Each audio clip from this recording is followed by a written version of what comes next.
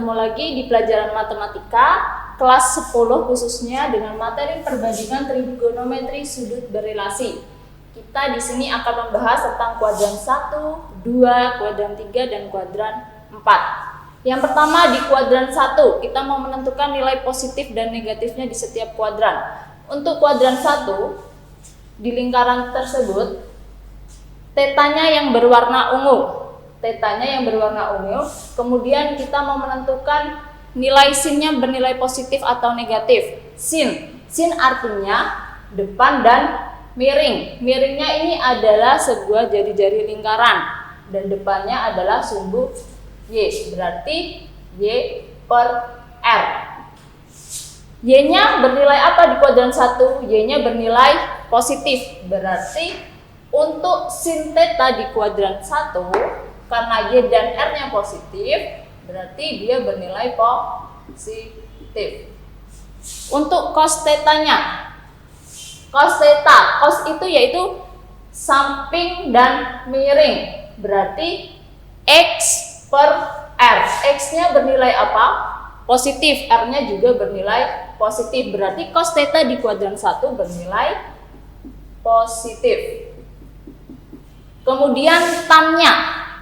Tan itu yaitu tan depan dan samping. Depannya sumbu Y dan sampingnya sumbu X. Berarti perbandingan antara Y dengan X. X-nya di kuadran 1 bernilai positif. Berarti untuk tan di kuadran 1 juga bernilai positif. Dapat disimpulkan semua nilai sin, cos, dan tan di kuadran 1 bernilai positif. Kemudian di kuadran 2. Kuadran 2 berarti nilai tetanya yang berwarna biru. Kita lihat untuk X-nya negatif dan Y-nya positif. Sin theta, sin demi, berarti dia Y per R.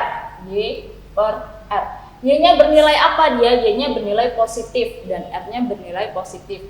Berarti di kuadran 2 untuk sin positif. Oke, untuk kuadran kedua yang cos theta-nya. Cos theta-nya kita lihat cos X per R. Dilihat di sini di kuadran 2. Cos X per R, X-nya bernilai negatif dan R-nya bernilai positif. Negatif dengan positif berarti negatif. Kemudian tan yaitu Y per R. Dilihat di sini, Y per X. Dilihat di sini X-nya bernilai negatif, berarti positif per negatif jadi negatif. Untuk kuadran 2 berarti yang bernilai positif adalah sin, cos dan tan-nya bernilai negatif. Kemudian untuk kuadran 3. Kuadran 3 berarti terletak di sini. Kuadran 3 berarti dari 0 ini sampai ke sudut yang merupakan jari-jarinya tadi. Kuadran ketiga untuk nilai sin-nya Y per R. Untuk kuadran ketiga ini X dan Y-nya bernilai negatif. Y-nya negatif, berarti negatif per positif jadi negatif. Terus untuk cos theta-nya, cos theta yaitu X per R. X-nya bernilai apa? Negatif juga, berarti negatif per positif jadi negatif. Kemudian untuk tan theta-nya, tan yaitu perbandingan antara sumbu Y dengan sumbu X. Sumbu Y sama sumbu X-nya sama-sama negatif. Negatif per negatif jadi positif. Jadi untuk kuadran ketiga yang bernilai positif hanya tan untuk sin dan cos-nya bernilai negatif. Untuk kuadran keempat, sin theta kuadran keempat ini yang bernilai negatif hanya sumbu Y, sumbu X-nya bernilai positif. Sin berarti perbandingan antara Y dengan R. Y-nya bernilai negatif, berarti negatif Y per R. Jadilah bernilai negatif. Untuk cos theta-nya, cos theta yaitu X per R. X-nya bernilai apa? Bernilai positif, berarti positif dengan positif, jadi positif juga. Terus yang terakhir, tan theta. Tan theta-nya itu perbandingan antara Y dengan X. Sedangkan Y-nya bernilai negatif. Negatif dengan positif ketemunya negatif. Oke, jadi di kuadran pertama itu untuk semua nilai sin cos tan bernilai positif. Untuk kuadran kedua hanya sin saja yang positif. Untuk kuadran ketiga tan saja yang positif, dan kuadran keempat yaitu cos theta yang positif. Kemudian gimana sih kita cari nilai sudut istimewa pada kuadran 2, 3, dan 4? Kalau kuadran yang pertama, materi sebelumnya ini sudah kasih. Untuk kuadran pertama berarti nilai sinusnya untuk 0 derajat 0, untuk 30 derajat setengah, untuk 45 derajat setengah akar 2, 60 derajat setengah akar 3, 90 derajat 1. Kalau kosinusnya untuk menggampangkan ingatan kalian dibalik aja, berarti 0 derajat sama dengan 1, 30 derajat setengah akar 3, 45 derajat setengah akar 2, 60 derajat setengah, dan 90 derajat 0. Tangannya 0, 1/3 akar 3, 1 akar 3, dan tak terhingga.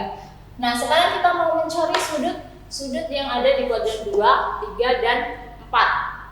Kalau yang kuadran 1 untuk sudut istimewanya sudah kita pelajari sebelumnya. Sekarang kita masuk ke kuadran 2. Gimana cara mencarinya kuadran kedua? Kuadran kedua itu intervalnya antara 90 derajat sampai 180 derajat. Dimisalkan theta keduanya adalah dari sini sampai ini. Jadi rumusnya gimana cara mencarinya? Ini 180, berarti 180 dikurang dengan theta.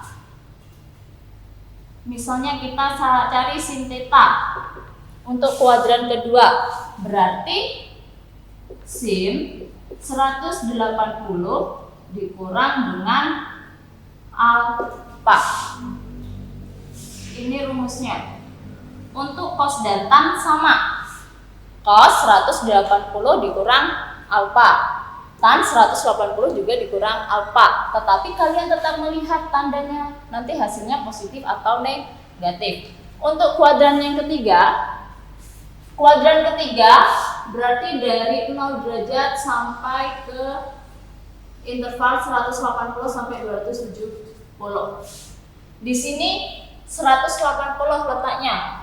Kita cari tetanya di sini. Berarti 180 kita pakai tan theta. Berarti tan 180 dikurang dengan alfa. Kemudian untuk kuadran keempat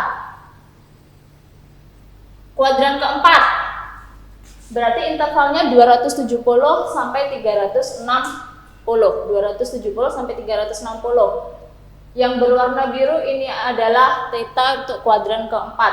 Cara mencarinya yaitu 360 dikurang dengan sudut alfa.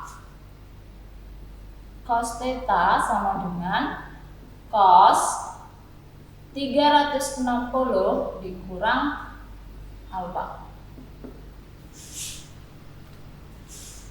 Oke, nanti kita akan masuk ke soalnya, pembahasan soalnya. Oke, kita masuk ke contoh soal. Yang pertama, cos 135 derajat. Cos 135 derajat itu terletak di kuadran berapa? Berarti terletak di kuadran kedua karena intervalnya dari 90 sampai 180. Kemudian ini cos. Cos itu bernilai positif atau negatif?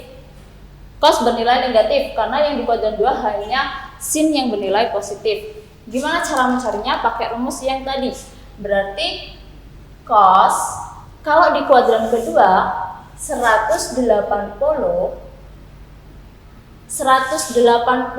dikurang berapa yang hasilnya 135?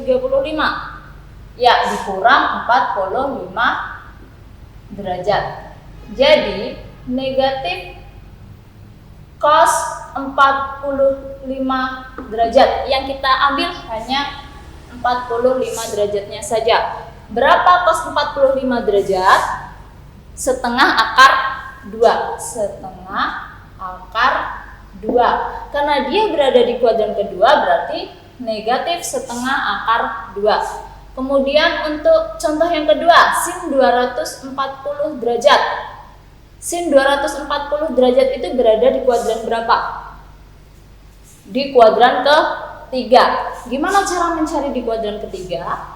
Berarti ditambah 180 derajat ditambah dengan berapa yang hasilnya 240? Ditambah dengan 60 derajat. Kemudian lihat, untuk kuadran ketiga yang bernilai positif hanya tan, berarti kalau sin bernilai negatif. Negatif sin dari 60 derajat. Sin 60 derajat berapa?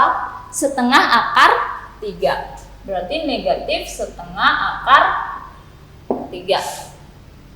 Untuk contoh yang ketiga, tan 300. 300 itu terletak di kuadran ke-4 yang bernilai positif hanya cos. Jadi nanti tannya akan bernilai negatif.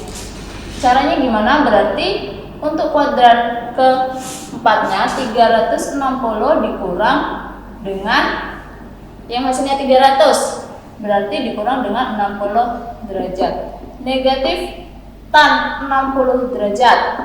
Tan 60 berapa hasilnya? Akar 3. Berarti negatif akar 3. Oke, sekian itu materi dari Miss tentang perbandingan trigonometri sudut berelasi. Terima kasih.